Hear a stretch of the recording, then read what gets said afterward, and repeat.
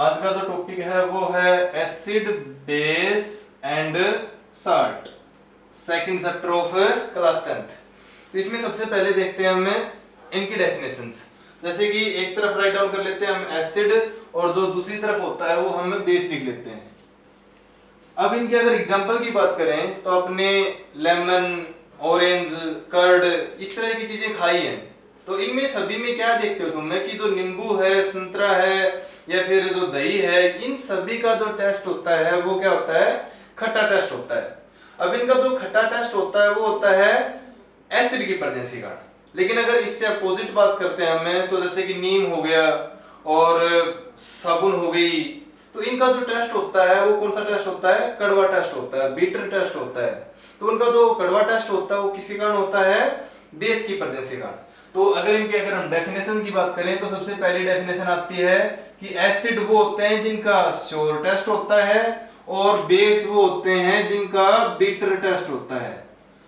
आगे आती है इनकी एग्जांपल की बात। तो अपने hydrochloric acid, sulphuric acid, HNO3S, nitric acid का नाम सुना होगा। तो इन सभी में आपको क्या कॉमन दिखाई दे रहा है? H कॉमन दिखाई दे रहा है। तो जो भी मॉलिक्यूल सॉल्यूशन के अंदर H पॉजिटिव आयन को लॉस करते हैं उनको हम बोलते हैं एसिड। लेकिन अगर हम बात करें बेस की तो NaOH sodium hydroxide, KOH potassium hydroxide, MgOH की ऑल्टवाइस मैग्नीशियम हाइड्रोक्साइड, तो ये सारे एग्जांपल हैं किसके? बेस के। तो इससे नाम से पता चल रहा है, इनकी एग्जांपल से पता चल रहा है कि ये सॉल्यूशन के अंदर OH नेगेटिव आयन को लॉस करते हैं। तो those molecules which lose OH negative ion in the solution are called base। अगली वाली डेफिनेशन की बात करें हम, तो इनकी जो pH वैल्यू होती है वो लेस देन 7 होती है। अब जो pH होता है वो क्या होता है? Negative logarithm of H positive ion होता है। मतलब क्या होता है? इसकी फुल फॉर्म होती है पावर ऑफ हाइड्रोजन, और ये क्या बताता है? सॉल्यूशन के अंदर कितने H पॉजिटिव आयन प्रेजेंट है उसको बताता है। अब जितने ज्यादा H पॉजिटिव आयन होंगे ना, उतना क्या होगा? वो एसिडिक होगा। लेकिन इस नेगेटिव साइन के कारण पीएच वैल्यू क्या हो जाएगी? इसकी कम हो जाएगी।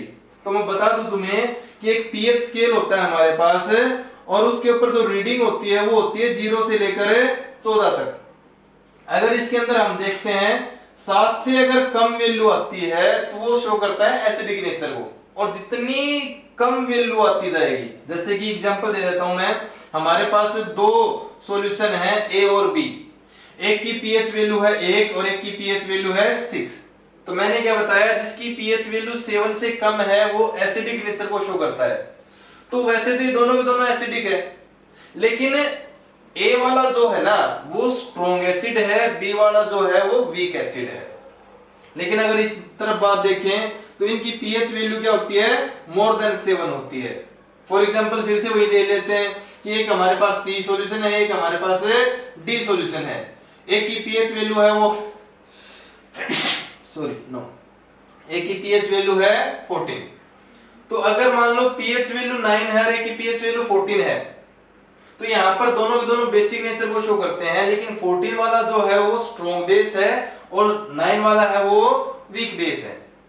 इससे अगली वाली अगर हमें डेफिनेशन की बात करें तो ये जो एसिड होते हैं वो ब्लू लिटमस को रेड में कन्वर्ट कर देते हैं। एक हमारे पास इंडिकेटर होता है, आपने इंडिकेटर का नाम सुना होगा, जैसे कि बाइक के ऊपर लगा होता है या गाड़ियों में लगा होता है। तो इंडिकेटर क्या करता है कि जब हम किसी गाड़ी को टर्न करते हैं तो वो इंडिकेट करता है कि वो हमें कौन सी डायरेक्शन में जाना है। तो सेम डिटो यहाँ पर भी इंडिकेटर की डेफिनेशन वही होती है। यहाँ पर भी एक तुम्हारे पास एक सॉल्यूशन होता है जो अपना कलर चेंज कर लेता है, और कलर चेंज करके क्या बताता है कि ये एसिड है या फिर बेस है। तो अगर मान लो वो इंडिकेटर ब्लू कलर का है और उसको अगर हमें सॉल्यूशन में डिप कर दें और उसका जो ब्लू कलर है वो रेड कलर में कन्वर्ट हो जाए, तो उसका जो नेचर होगा सॉल्यूशन का वो कौन सा हो जाएगा? एसिडिक नेचर हो जाएगा। लेकिन अगर मान लो इससे अपोजिट कौन सा है? बेस, रेड लिटमस को वापिस से ब्लू में जो कन्वर्ट कर दे उसका जो नेचर होगा वो कौन सा हो जाएगा? हमारा बेसिक हो जाएगा। नाम से पता चल रहा है B for base, B for blue. मतलब जो बेस होते हैं वो रेड लिटमस को ब्लू में कन्वर्ट कर देते हैं। तो ये तो है इनकी डेफिनेशन की बात। अब मैं तुम्हें एक एग्जांपल दे रहा था, जैसे कि एसिड कहां पर प्रेजेंट होता है, तो मैं बता दूं तुम्हें, आपने जो ऑरेंज और लेमन का एग्जांपल लिया था, तो जो खट्टे फल होते हैं उनके अंदर होता है सिट्रिक एसिड। कई बार एग्जाम में याद आता है कि बताओ कर्ड के अंदर कौन सा एसिड होता है, तो कर्ड के अंदर होता है लैक्टिक एसिड, ऑरेंज और लेमन के अंदर होता है सिट्रिक एसिड, टमराइन मतलब जो इमली होती है उसके अंदर होता है टार्ट्रिक एसिड, और जो टमाटो होता है, जो टमाटर होता है उसके अंदर होता है ऑक्सैलिक एसिड। और हमारा जो लास्ट बचता है, जो मक्खी डंक मारती है, सबको पता है कि जब मक्खी डंक मारती है तो हमें क्या होता है, पेन होता है, दर्द महसूस होता है। वो क्यों होता है, क्योंकि जब मक्खी डंक मारती है तो उसके अंदर क्या होता है, एसिड प्रेजेंट होता है, और जब वो एसिड हमारे स्किन के अंदर आता है तो तुमने फील किया होगा कि उससे हमें क्या होती है, जलन होती है। तुम्हें वैसे नाम भी पता होगा कि एसिड को हम हिंदी में तो अमल बोलते हैं, लेकिन एक नाम और होता है इसका, तेजाब। तो तेजाब अगर किसी के ऊपर डाल देते हैं तो क्या कर देता है, उसको जला देता है ना। तो जो मक्खी डंक मारती है तो वो भी एसिड ही रिलीज करती है, उस एसिड के कारण हमें क्या होता है, पेन महसूस होता है। तो वो जो मक्खी जो एसिड रिलीज करती है उसका नाम क्या होता है, मिथेनोइक एसिड। और मिथेनोइक एसिड को ही हमें फॉर्मिक एसिड भी बोल सकते हैं। तो ये हो गया हमारा एग्जांपल। इससे अगले वाला टॉपिक का नाम है इंडिकेटर। तो इंडिकेटर वैसे मैं अभी भी बता भी चुका हूं कि इंडिकेटर क्या होता है, इंडिकेट करता है क्या, द प्रेजेंस ऑफ एसिड और ए बेस। तो the compound which change its colour in acid और बेस आर कॉल्ड इंडिकेटर। इसमें सबसे बढ़िया एग्जांपल होता है, कॉमन एग्जांपल है लिटमस पेपर। तो लिटमस पेपर हमारे पास दो टाइप का होता है, एक ब्लू कलर का और एक रेड कलर का। अगर ब्लू लिटमस पेपर रेड में कन्वर्ट हो जाए तो सॉल्यूशन कौन सा हो जाएगा, एसिडिक। लेकिन अगर रेड से ब्लू कन्वर्ट हो जाए तो कौन सा हो जाएगा, वो बेसिक। लेकिन एक टाइप का और भी इंडिकेटर होता है जिसको हम बोलते हैं ओल्फैक्टरी इंडिकेटर। ओल्फैक्टरी इंडिकेटर क्या करता है, कलर चेंज नहीं करता, स्मेल चेंज कर लेता है। जैसे कि आपने ओनियन, प्याज खाया होगा, तो जो ओनियन है उसकी एक स्पेशल टाइप की स्मेल होती है। अगर किसी ने ओनियन खा रखा है, प्याज खा रखा है, तो हम आसानी से बता सकते हैं कि ये अभी अभी ओनियन खाया है।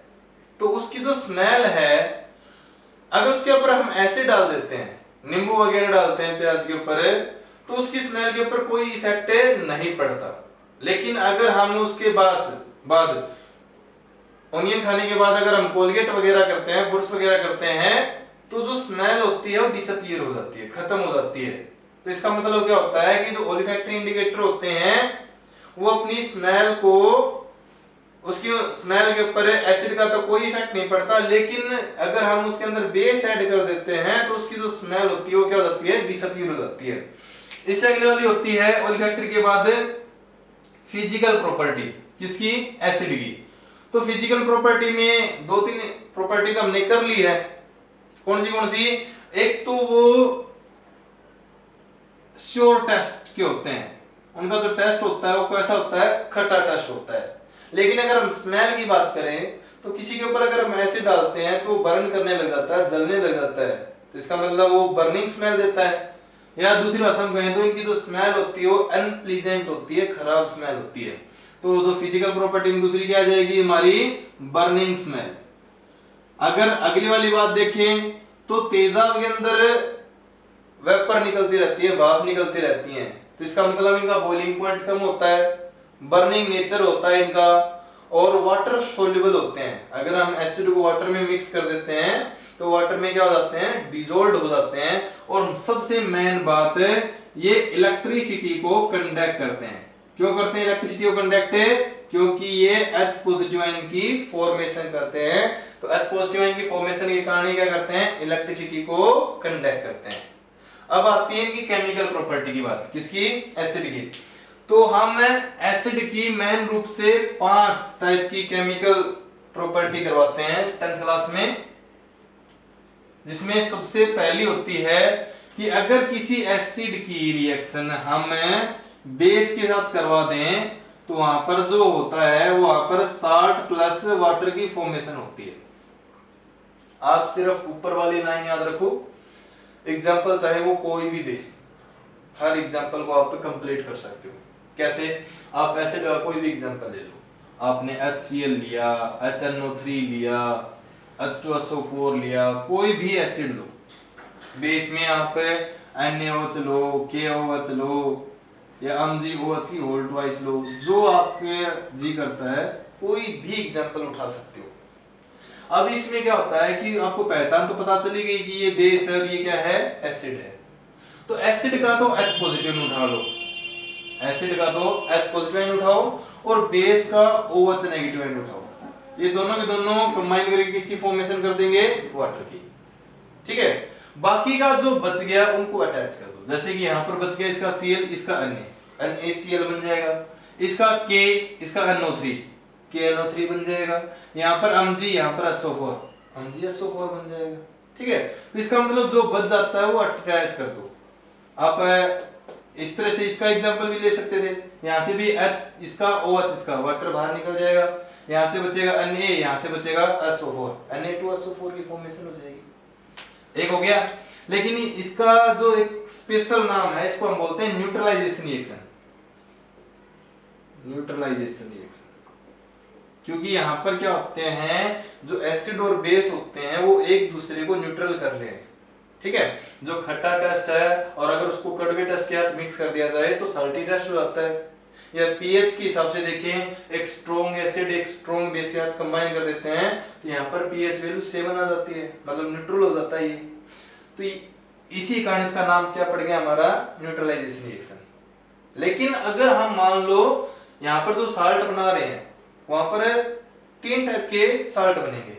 यहाँ पर अगर सबसे पहला एग्जांपल है स्ट्रॉन्ग एसिड स्ट्रॉन्ग बेस, तो न्यूट्रल साल्ट। लेकिन अगर किसी ने स्ट्रॉन्ग एसिड वीक बेस ले लिया ना, स्ट्रॉन्ग एसिड और वीक बेस, तो यहाँ पर तुम्हारा एसिडिक साल्ट बनेगा, मतलब उस साल्ट की पीएच वैल्यू 7 से कम आएगी।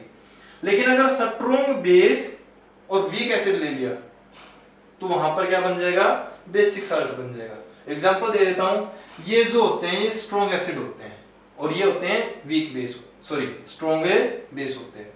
अब मैं वीक एसिड की बात करूं तो जितने ऑर्गेनिक एसिड होते हैं, ऑर्गेनिक मतलब जो खाने की चीजें होती है ना, जैसे कि लेमन बताया मैंने, ऑरेंज बताया मैंने, तो इनके अंदर जो एसिड प्रेजेंट होता है वो वीक एसिड होता है। अब जैसे कि ऑरेंज के अंदर ही बता दिया मैंने, एसिटिक एसिड होता है, इसका दूसरा नाम होता है इथेनोइक एसिड, CH3COOH, ये हमारा वीक एसिड है। अगर हमने वीक एसिड की स्ट्रॉन्ग बेस के साथ रिएक्शन करवा दी तो मैंने क्या बताया था, इसका OH और इसका H, वाटर बाहर निकाल दो, बच क्या जाएगा, इसका तो CH3COO, ऐसा क्या बच जाएगा, Na। तो क्या बन जाएगा यहाँ पर CH3COO और प्लस वाटर बाहर निकल जाएगा। तो यहाँ पर जो बेस, ये जो साल्ट बना ना, उसका नेचर कौन सा हो जाएगा, बेसिक नेचर हो जाएगा। लेकिन अगर इससे अपोजिट बात करें, हम एसिड तो स्ट्रॉन्ग उठा लेते हैं, जैसे कि H2SO4 ही उठा लिया, और जो बेस है हमारा वो वीक उठा लेते हैं। मान लो एल्यूमिनियम ट्राई हाइड्रोक्साइड उठा लिया, OH की होल थ्राइस, तो फिर से यहां से OH इसका, H इसका, वाटर तो बाहर निकल जाएगा, बच गया क्या, यहां से एल्यूमिनियम, यहां से SO4, तो यहां पर Al2SO4 की होल थ्राइस की फॉर्मेशन हो जाएगी। तो ये जो अब हमारा साल्ट बना है वो एसिडिक साल्ट बन जाएगा। यहां तक हो गया। इससे अगले वाली जो टाइप की रिएक्शन होती है वो होती है एसिड प्लस मेटल। अगर हम एसिड की मेटल के साथ रिएक्शन करवा दें तो यहाँ पर जो होता है वो साल्ट प्लस हाइड्रोजन गैस की फॉर्मेशन होती है। अब फिर से वही एग्जांपल, कोई भी एसिड उठाओ, कोई भी मेटल उठाओ, लेकिन उसकी रिएक्टिविटी क्या होनी चाहिए, ज्यादा होनी चाहिए। ठीक है, एक इलेक्ट्रोकेमिकल सीरीज होती है, उस सीरीज के अंदर हमें मेटल को पुट करते हैं अकॉर्डिंग टू देयर रिएक्टिविटी। जो ज्यादा रिएक्टिव होती है उसको हम ऊपर ऊपर रख देते हैं, जैसे जैसे उसकी रिएक्टिविटी डिक्रीज होती जाती है हमें पुट करते रहते हैं। तो अगर मान लो उसके अंदर तुम क्या देखोगे, जो जितनी ज्यादा रिएक्टिव मेटल होती हैं उन्हीं को उठाते हैं।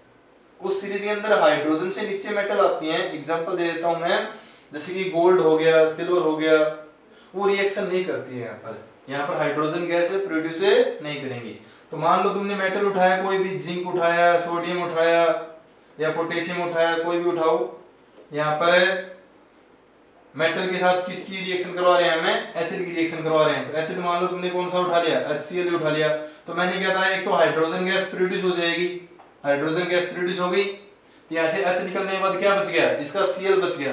अब Cl को इनके साथ अटैच कर दो, चाहे अन्य के साथ अटैच करो, चाहे पोटेशियम के साथ अटैच करो या जिंक के साथ अटैच करो, ZnCl2 बन जाएगा यहाँ पर। ठीक है, इससे अगले वाली जो रिएक्शन होती है वो होती है एसिड प्लस मेटल ऑक्साइड। तो यहाँ पर फिर से वहां साल्ट प्लस वाटर की फॉर्मेशन होती है। ठीक है, मेटल ऑक्साइड क्या होते हैं, अगर इन्हीं मेटल के साथ अगर हम ऑक्सीजन अटैच कर देते हैं तो वो क्या हो जाता है, मेटल ऑक्साइड बना देता है।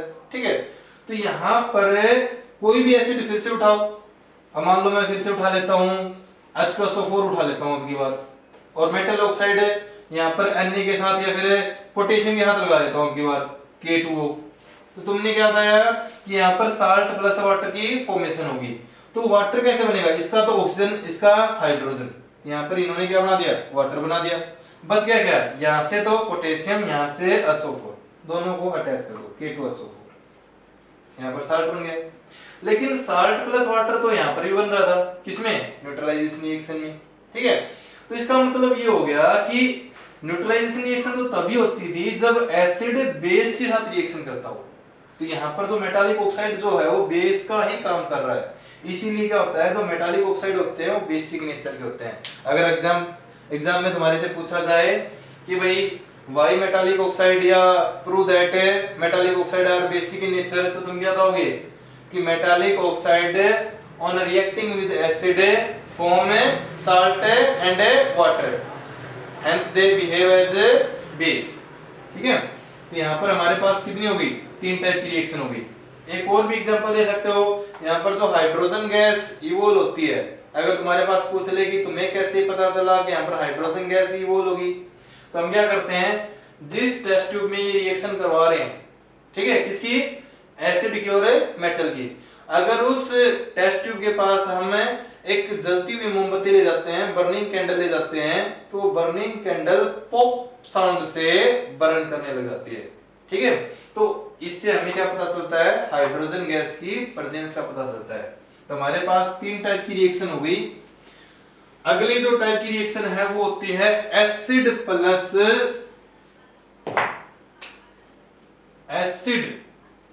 Plus metal carbonate. Metal carbonate क्या होता है, किसी मेटल के साथ अगर CO3 लगा देते हैं तो मेटल कार्बोनेट की यहाँ पर क्या होती है, फॉर्मेशन हो जाती है।